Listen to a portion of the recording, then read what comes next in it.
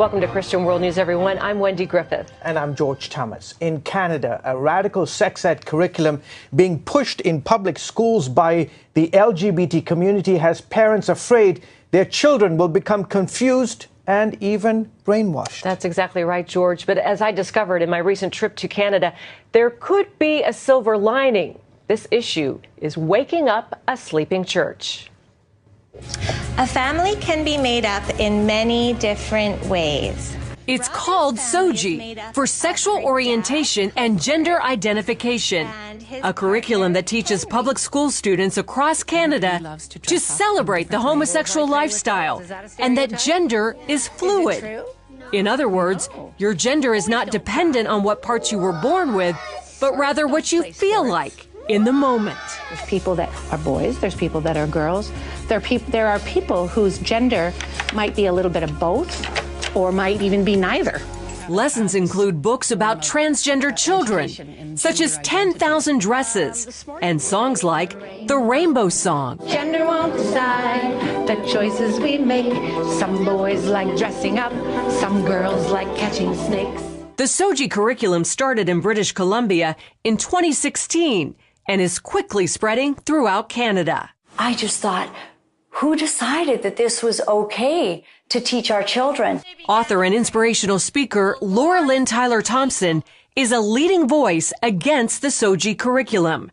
And we are seeing the results of that now because some kids are reacting very emotionally and saying, and they're in fear. Will I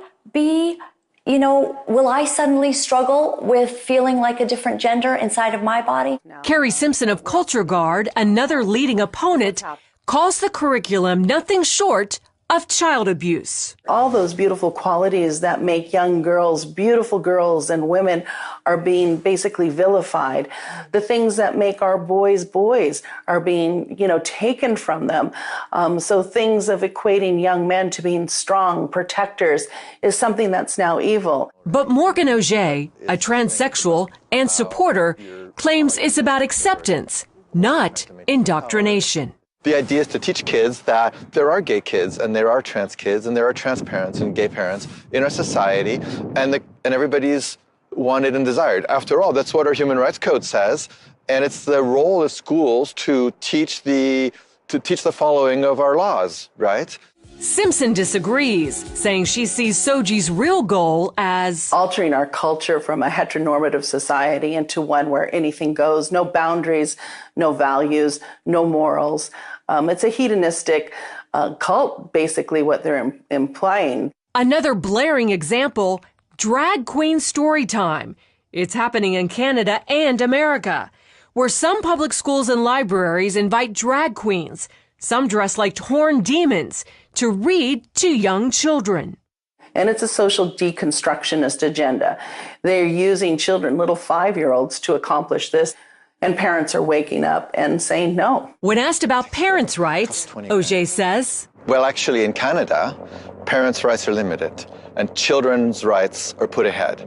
So the child has the right to be protected from the parents when the parents behave badly. Canada is known as one of the most gay-friendly countries in the world, with many of their largest cities featuring their own gay villages, like here in Vancouver, which has literally rolled out the Rainbow Road.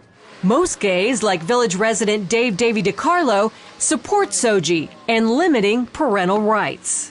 The change that we have to see is sometimes the parents, and the kids are doing actually really okay. This is very scary stuff. Longtime Vancouver area pastor Kevin Kavanaugh says this is far more serious than most Canadian Christians realize. Our problem is not the teachers, the educators, the administrators.